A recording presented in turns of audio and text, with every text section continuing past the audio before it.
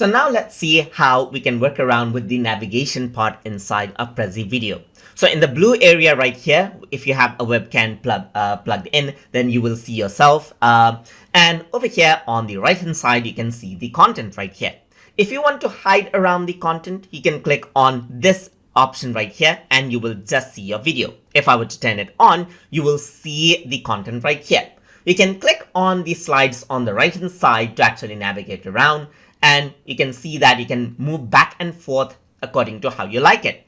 So if you just want the audiences to focus on the content and not on the video, then you can go around and click on full mode right here, and that makes the content full screen, as you can see right here.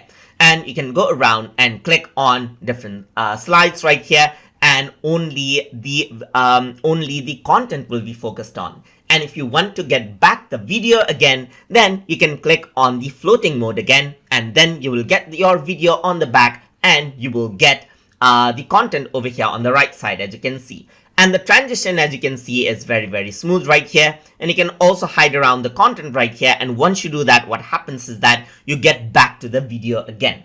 And that is how you can navigate around the content when you're presenting with Prezi Video. So hope you guys learned something as always. And as always, please like, comment, share, and subscribe.